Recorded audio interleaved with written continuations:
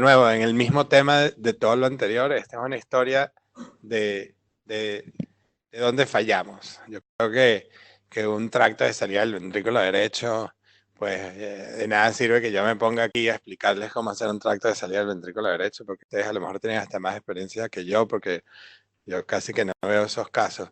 Pero esta historia es de pacientes que fallaron tracto de salida del ventrículo derecho y parecían tracto de salida del ventrículo derecho y nos los mandaban a nosotros. Y nosotros mapeábamos el tracto de salida del ventrículo derecho y parecía que estaba un poquito temprano, pero también fallábamos el tracto de salida del ventrículo derecho. Yo creo que la utilidad de entender esta charla, y obviamente que a medida que vamos hablando la podemos ampliar hacia otros conceptos que ustedes quieran tener en el tracto de salida, es básicamente entender por qué fallábamos en algo que parecía tracto de salida del ventrículo derecho. Entonces, el objetivo es entender las consideraciones anatómicas, de nuevo, número uno, anatomía, para poder entender el mapeo.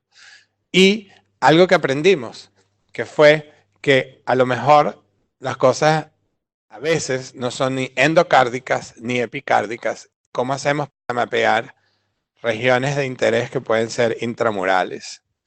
Y obviamente un acercamiento sistemático y organizado para poder entender la localización y la ablación de las arritmias de esta región.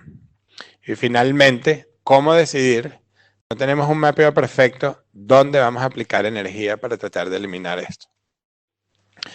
Uno de los conceptos más importantes en electrofisiología, desde mi punto de vista, uno de los conceptos más importantes en electrofisiología, desde mi punto de vista, es entender este concepto.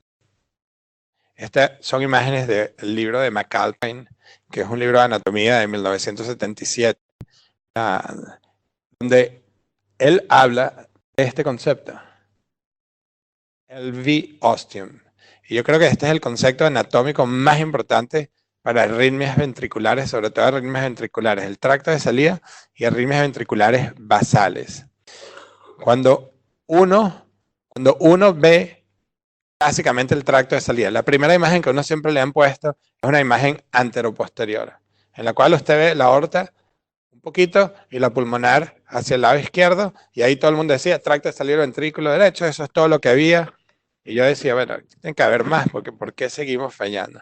El primer paso en entender la anatomía que nos interesa es agarrar el corazón y en vez de verlo, esto es algo que cambia los patrones a los cuales estamos acostumbrados, pero en vez de verlo antero-posterior, es ver el corazón postero-anterior. ¿Por qué? Porque cuando uno quita las aurículas y las recorta, aurícula derecha, aurícula izquierda, te quedas en realidad con una estructura anatómica que es muchísimo más compleja, que usted no solamente ve desde anterior hacia posterior, donde hay conceptos básicos. El tracto de salida del ventrículo derecho está del lado izquierdo del tracto de salida del ventrículo izquierdo. Voy a repetir. El tracto de salida del ventrículo derecho cruza la línea media y se posiciona del lado izquierdo del tórax, al lado de la estructura que está aquí por encima, que es el apéndice, la orejuela de la aurícula izquierda, el left atrial appendage, y la descendente anterior. Entonces, la parte más anterior y más alta del tracto de salida, que es la parte anterior del tracto de salida del ventrículo derecho, es totalmente izquierda. Importante reconocer eso para el mapeo y el entendimiento del electro. El tracto de salida del ventrículo izquierdo está por debajo del tracto de salida del ventrículo derecho y está a la derecha del tórax. Lo cruza completamente a la derecha del tórax. Entonces, cuando uno ve esto, dice, ¿de dónde vienen las arritmias ventriculares? Bueno, vienen de la válvula mitral, vienen de la cúspide izquierda, vienen de la aortomitral continuity. Esto lo hemos oído todo el tiempo, la continuidad mitral-aórtica, que de ahí no viene nada porque es fibroso, pero esa es mi opinión, y podremos hablar de eso después. Vienen de la cúspide no coronariana, de la cúspide derecha, de la mitral, de la tricúspide, del tracto de salida del ventrículo derecho. Si uno piensa en realidad, ninguna de estas estructuras que usted está viendo aquí tienen tejido muscular. Sencillamente son avenidas o rutas para nosotros mapear donde, en mi opinión, en realidad vienen estas estructuras, que es el concepto de alveostio.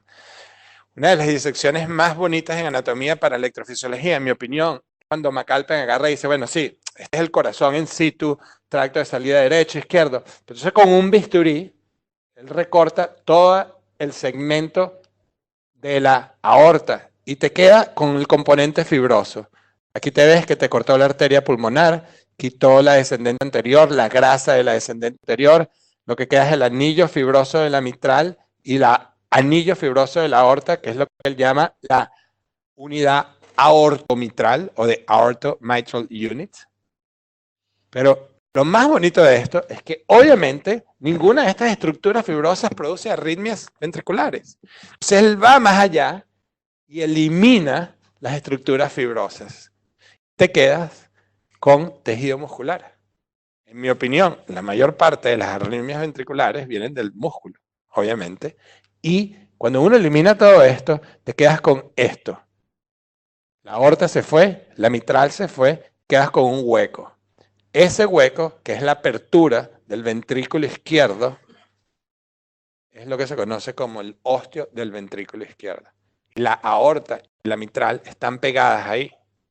¿Qué pasa? Que lo ideal sería que nosotros hagamos mapeo de las arritmias ventriculares en el alveostio. Para hacer esto, el paciente que está muerto. Entonces, como el paciente está vivo, tenemos que hacer el mapeo a través de estas estructuras. Pero lo importante es entender este concepto para saber que la parte anterior del alveostio, en el tope del alveostio, lo vamos a acceder por debajo de la válvula mitral, que la parte más anterior por debajo del LAD en esta zona, le vamos a hacer acceso a través de la cúspide izquierda. Hay una región entre la cúspide izquierda y la cúspide derecha que tiene tejido muscular que va hacia arriba, que es el right-left junction, y toda la parte septal del alveostio le vamos a hacer acceso a través de la cúspide derecha o la pared posterior del ventrículo derecho. Y si uno entiende esto y lo puede correlacionar con eco, y lo puedes correlacionar anatómicamente, no hay ninguna otra zona donde hacer ablación o mapeo de las arritmias ventriculares, particularmente del tracto de salida, definidas como arritmias que son positivas en 2, 3 y ABF. ¿Qué es el Elvis Summit? El Elvis Summit, definido por McAlpin, él es el que trae el término de Elvis Summit en su libro. Y Neil Kay, en una publicación clásica de hace como 10 años de Elvis Summit, es el que introduce la aplicación del concepto de Elvis Summit en Alabama a las arritmias ventriculares. Y las llamó arritmias ventriculares epicárdicas, la región más alta del ventrículo izquierdo. Y la región más alta del ventrículo izquierdo, por eso lo llamó Summit McAlpin, es la región que está en este promontorio por debajo de la descendente anterior, cuando la descendente anterior y la vena interventricular anterior cruza, se convierte en la vena cardíaca mayor. Por definición, este punto más alto del ventrículo izquierdo, de forma importante, ecocardiográficamente, el Elvis Summit está por debajo del tracto de salida del ventrículo derecho. Ya vamos a ver por qué arritmias que parecían del tracto de salida del ventrículo derecho, uno le hacía aplicación aquí y o no se iban o se iban y regresaban. Y ahí es donde fallábamos. Y yo creo que este es el concepto importante de entender. Entonces, ¿qué es el Elvis Summit? El Elvis Summit es este punto definido como el punto más alto del ventrículo izquierdo. Está epicárdico. Entonces, cuando este concepto de Elvis Summit vino a colación, inmediatamente todo el mundo dijo, bueno, si me voy al ventrículo derecho y fallo, es porque es Elvis Summit, tengo que ir al epicardio, porque es este tejido que está aquí. El concepto que nosotros queremos aplicar es que nosotros fallábamos cuando llegamos epicárdico. ¿Y por qué fallábamos? Bueno, fallábamos porque, número uno, si de verdad la arritmia venía desde aquí y le estábamos haciendo una ablación por catéter, estaban las arterias coronarias. Y tú desde el epicardio no puedes hacer aplicación si estás encima de la descendente anterior. Aparte de eso, la razón por la cual esto es negro entre la descendente anterior y el corazón o el tejido epicárdico de esta zona del músculo, no es porque es un artefacto, es porque esa zona está llena de grasa. Todo esto es grasa. Entonces, no solamente tenías las arterias, tenías la grasa de las arterias. Entonces, la ablación epicárdica no funcionaba. Entonces, ya tenemos una arritmia que parecía el ventrículo derecho que fallábamos. Y cuando pensamos que teníamos la solución, porque vino el grupo de Alabama y dijo, esto es el B-Summit, vámonos todos para el epicardio, fallábamos en el epicardio. Entonces, ¿en qué quedamos? En lo que les voy a contar. Quedamos en que a lo mejor la arritmia no viene del epicardio, sino que ellos fueron a mapear a través de estas estructuras que se convierten en nuestros mejores amigos, que es la circulación venosa. Se pone un catéter en la circulación venosa y es temprano, y por eso ellos lo llamaron el B-Summit. ¿Por qué? Porque estas son las arterias y esta es la vena. Y la vena está en contacto próximo con la región más proximal, en la mayor parte de los casos, de la región epicárdica de este tejido. Entonces, si bien el approach epicárdico no nos ayudaba, a través de las venas sí nos ayudaba porque nos ponía en una proximidad más cercana a este tejido. Y ahí es la historia. Entonces, ¿qué fue lo que vimos? Vimos que esta región, por definición, este triángulo se movió, debería estar aquí, pero básicamente lo que estoy haciendo es blowing up esto. Teníamos esta región de músculo, el LV Summit definido como esta zona. El concepto que nosotros quisimos introducir es que a lo mejor vienen de este tejido, no necesariamente del LV Summit. Y lo importante es que la razón por la cual fallábamos cuando llegamos al ventrículo derecho era porque la arritmia venía de esta región. Pero si usted lo único que mapeaba era el ventrículo derecho, obviamente parecía menos 20 milisegundos. Y eso es lo que pasa frecuentemente. Menos 20 milisegundos aquí, menos 20 milisegundos aquí, menos 20 milisegundos aquí, viene del centro. Y por eso fallábamos. Entonces, el concepto que introdujimos fue decir, bueno, no solamente podemos mapear el endo, RV, LV, podemos mapear el EPI, LV Summit, pero ¿qué pasaría si mapeamos dentro de este músculo? Entonces, aplicamos este concepto de mapear a través de las septal perforators. ¿Por qué? Porque las septal perforators bajan directamente de la descendente anterior. Y las septal perforators venosas entran a la vena de AIV, de la vena interventricular anterior. ¿Ok? Y esto podría ser nuestros amigos en esta situación. Entonces, ¿cómo llegamos a aplicar todo eso? Y este es el concepto tridimensional de mapear esta región en particular. Básicamente tienes esta zona, el summit aquí y esta región. ¿Cómo mapearlo? El epicardio directamente, limitado por la grasa y las coronarias, de la vena interventricular anterior, que te pone más cercano a esta zona y probablemente te protege si estás por debajo de la arteria, de un daño arterial. Si estás por encima, porque puede haber una variación entre la relación entre la vena y la arteria, que es importante.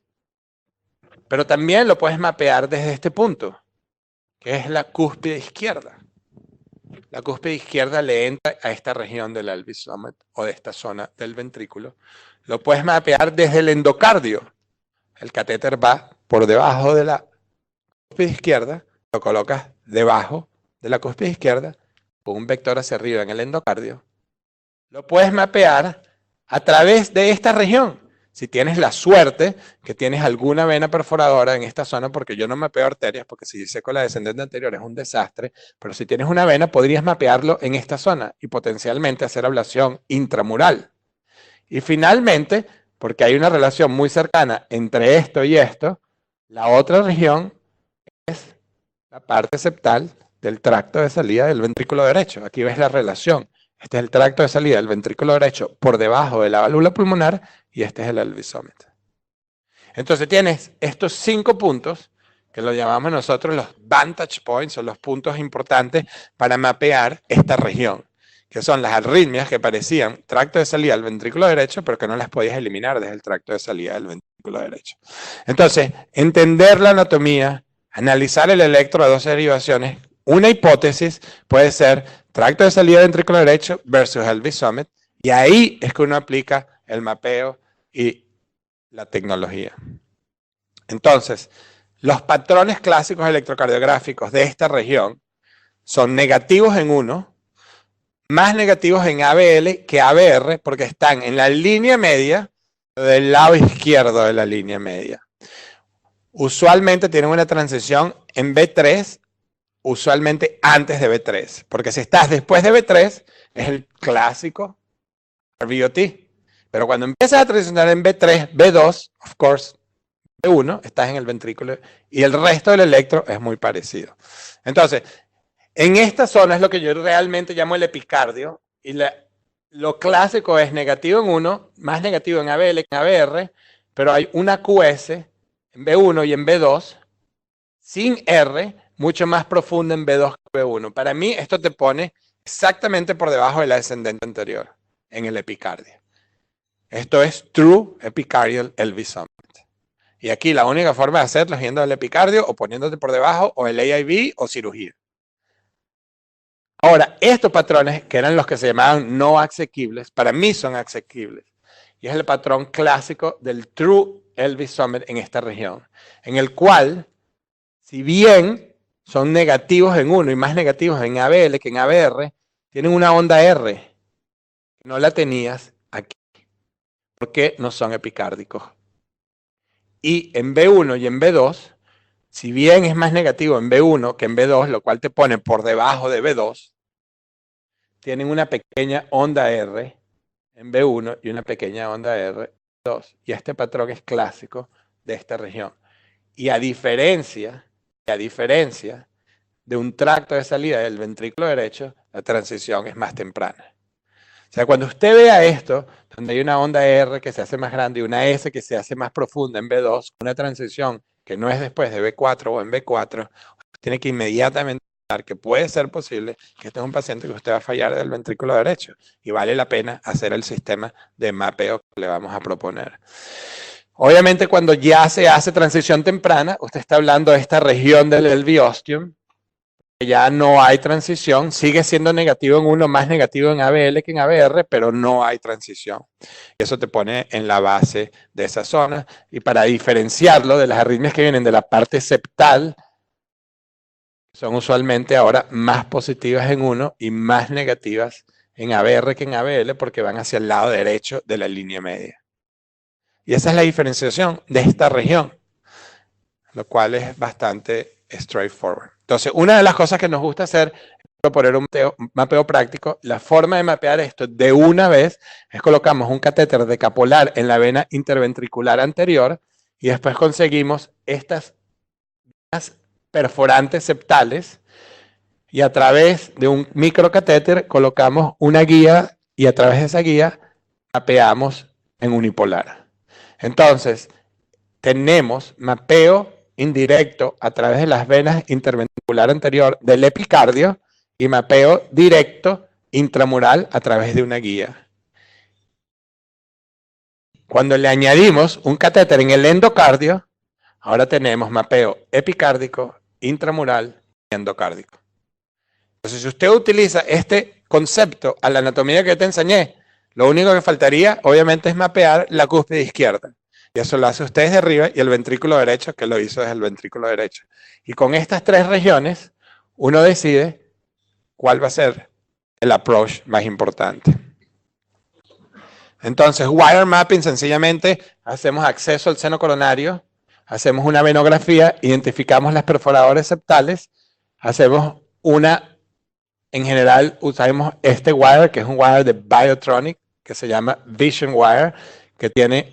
Esto es lo mejor que tenemos hoy en día, 15 milímetros y el resto del wire está insulado, entonces no se escapa La otra opción es sencillamente poner un wire que usted quiera con un catéter pequeño y queda nada más la puntica del wire afuera y el catéter cubre el resto del wire para poder utilizarlo de forma más precisa en esta región. Y básicamente lo conectamos de forma unipolar y hacemos acceso directo de estas septal perforators y ahí colocamos el wire para hacer el mapeo unipolar de esa región. Entonces, básicamente, combinamos el EPI con intramural. Y la razón que sabemos que está viniendo hacia el LV summit y hacia la parte ostial es que cuando ves a RAO, esto es EPI y el wire está viniendo hacia adentro. La mitral estaría aquí. ¿Ok? Y esa es la forma de entender que estamos en la forma correcta. Entonces, ¿de qué nos sirve esto? Bueno, si tenemos una extrasístole que parece tracto de salida del ventrículo derecho, pero no está bien el tracto de salida del ventrículo derecho. O sea, yo le enseño este electro y la mayor gente me diría, esto es tracto de salida del ventrículo derecho. Pero fallamos en el ventrículo derecho.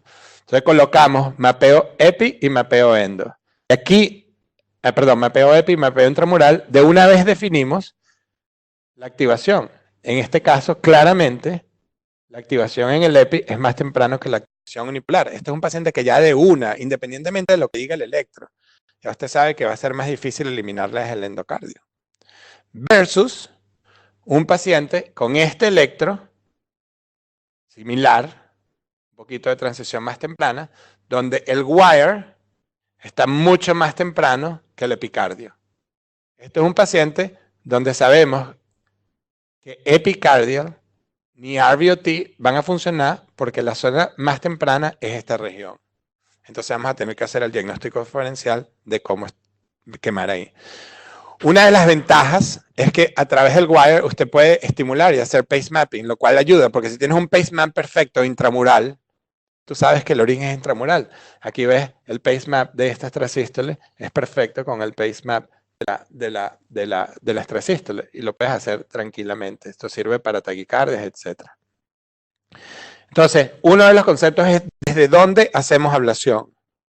Bueno, así empezamos nosotros esta experiencia en el 2012.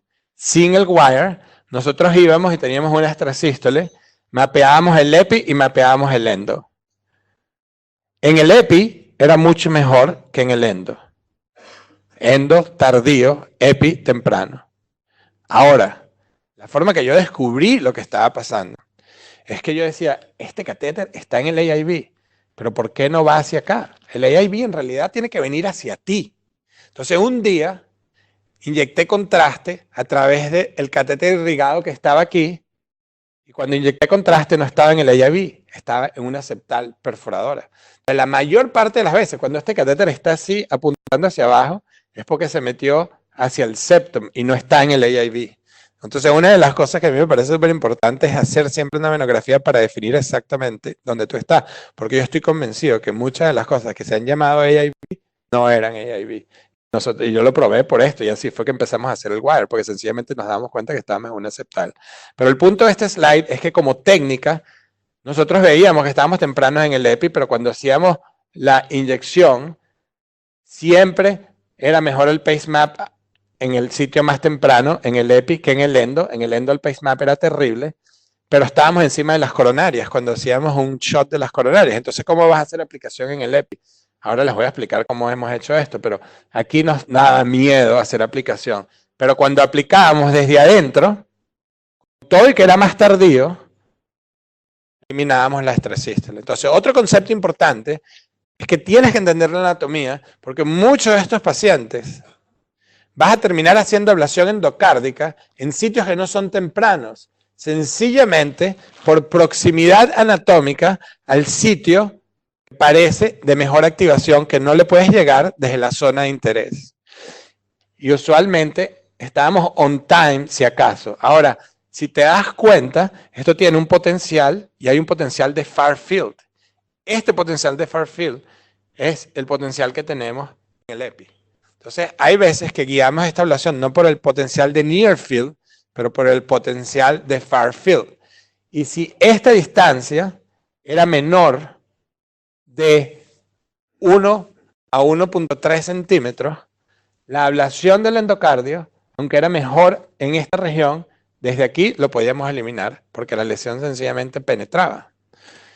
pero tenías que estar opuesto al mejor sitio de activación. El problema era que cuando de verdad estábamos en el AIV, había una falta de estar opuesto, y esa falta nos las daba el wire. Y eso fue lo que descubrimos aquí. Entonces, lo que terminamos haciendo fue, en este tipo de casos, donde la activación era más temprano que en el wire, nosotros conseguimos el sitio de activación y nos poníamos opuestos desde el endocardio. ¿Ok? Y lo importante era entender esa región. En las regiones que podíamos hacer ablación desde el epicardio, nos dábamos cuenta de este tipo de cosas. Cuando el catéter está apuntando hacia abajo, este es el AIV, y estábamos apuntando hacia una de las perforantes septales. Entonces, lo importante era que hemos aprendido que el vector de orientación, bien sea tácticas o Smart Touch, tiene que apuntar hacia abajo. Si tú te acuerdas la imagen anatómica de tensión donde estaba la grasa y la vena te pone más cerca del epi. Si el catéter está apuntando hacia abajo, tú estás apuntando hacia el epicardio. Aquí, esta región, si está cerca, menos de 1 centímetro, ser successful desde el epi o a veces endo y epi. Y esto es importante entender.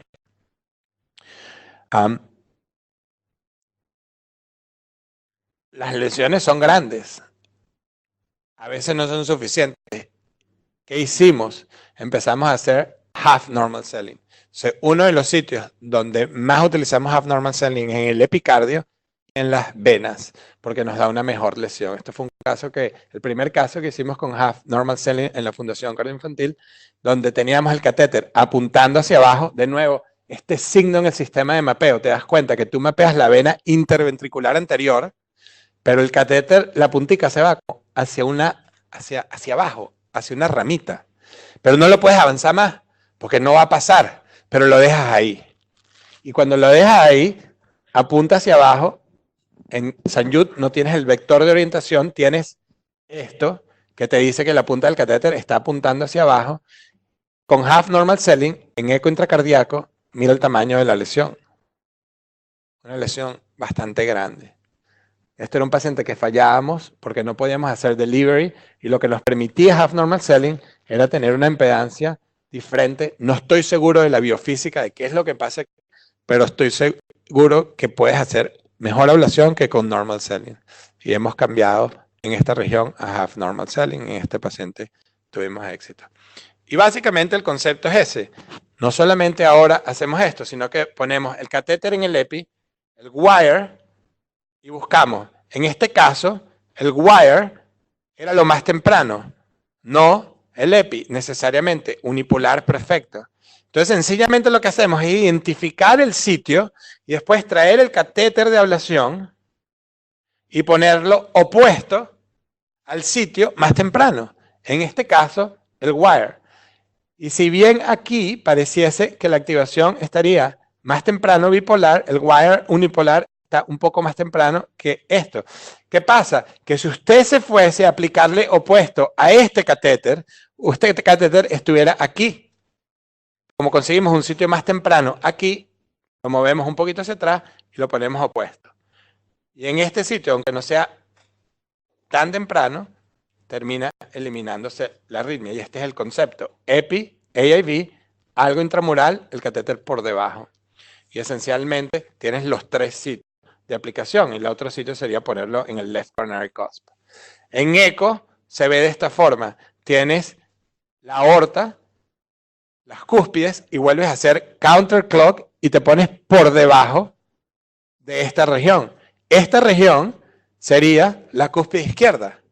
Entonces, si tú te recuerdas anatómicamente, uno de los puntos que yo te dije para mapear era por debajo de la cúspide izquierda, comprobado con eco 100%. Aquí está la cúspide izquierda y mi catéter está por debajo de la cúspide izquierda. Y el otro concepto que es muy importante, si se fijan, siempre tengo una vaina para mantener un buen soporte, porque la otra razón por la cual fallábamos aquí era que el catéter no estaba en contacto. Entonces, este catéter tiene que tener buen contacto, con buena estabilidad y con un vector de orientación que apunta hacia arriba. Y la razón por la cual no tienes buen contacto es porque si uno trata de hacer esta curva, la aorta no te permite tener el soporte, y cuando tú haces la curva, el catéter se va hacia la aorta y nunca tienes buen contacto.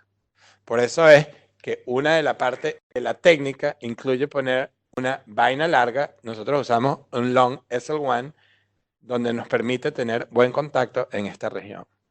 Y ese es el concepto. Si te das cuenta, en eco intracardíaco, tú ves esta cosa aquí que está más brillante. Ese es el catéter que está afuera, en el AIV. Lo ves acá bajando. Estamos un poquito por adentro de ese catéter. Sería opuesto al wire. Todo tiene sentido anatómicamente. Lo que pasa es que hay veces que es difícil picture it. Hay veces también hemos fallado y tenemos algunos casos y hay en Twitter y acaban de publicar en internet usar bipolar ablation. Usualmente no necesitamos esto, pero da la opción. Pero el punto de bipolar ablation sencillamente es que tú sabes que estás opuesto entre un catéter y el otro catéter. Y la idea es hacer el sándwich de esa región, entre el endo y el epi. Y es un concepto muy básico. En conclusión, hay que entender el LV ostium porque es la región más importante, en mi opinión, anatómica para el tracto de salida, una vez que uno quita todas las estructuras fibrosas y vasculares, que es lo que nos permite llegar ahí, pero en realidad tenemos que trabajar con esa anatomía. Y ahí tenemos estos vantage points que nos permite mapear los diferentes componentes. Cúspide derecha, cúspide izquierda, right-left junction, por debajo de la cúspide izquierda. Y después utilizar este sistema tridimensional, sistema anatómico tridimensional para identificar la mejor estrategia. Siempre empezamos con un buen venograma, algo tan básico. Ponemos la vaina, buen venograma, para identificar las venas perforadoras y la vena. Había en el principio, cuando hacíamos esto blinded, tuvimos como 3 o 4 perforaciones, porque al no entender la anatomía de la vena, uno empujaba un catéter decapolar y el catéter se iba por el lado equivocado, perforaba la vena interventricular, sangraba, no pasaba nada del otro mundo, pero el caso se acababa y tenías que drenar al paciente. Desde que empezamos a hacer esto con wires y con venograma, más nunca hemos tenido un problema, porque identificas la anatomía y sabes lo que estás haciendo. Mapear el epi a través de la vena interventricular, bien sea con un wire o con un catéter, y mapear intramural, si es posible, si el paciente tiene las ramas, es de utilidad porque en eso ya tienes entonces las 3 dimensiones, epi, endo e intramural, y basado en eso puedes decidir dónde vas a hacer la lesión que necesariamente pudiera ser algo de higher power para poder entrar. Y para hacer esto tienes que tener buen contacto. Usamos long SL1 para tener buen contacto, long SL0, SR0, lo que tú quieras, pero largo, para eliminar la aorta y poder permitir un buen contacto con el catéter de contact force. Usualmente medium to high power, 35, 40 vatios. Y usualmente, a veces, para poder penetrar, tienes que hacer lesiones más largas, 3 minutos, no todo el tiempo, pero hay veces que es necesario. Y a veces, prestar atención porque puede cambiar la salida, lo cual significa que tienes que mover el catéter para la derecha o para la izquierda. Si vamos a hacer aplicación en las venas, estamos utilizando half normal selling. Obviamente, cuando todo falla, hemos utilizado bipolar ablation. A lo mejor en el futuro hay algunos case reports de aplicar a través del wire. Y otras opciones incluyen identificar las venas y aplicar inyecciones de alcohol intramural para tratar de eliminar esto, algo que nosotros no tenemos mucha experiencia, pero Miguel tiene experiencia y ha tenido varios casos. Y básicamente esa es la conclusión de esto. Ya tenía otra conclusión, pero el slide quedó aquí mal.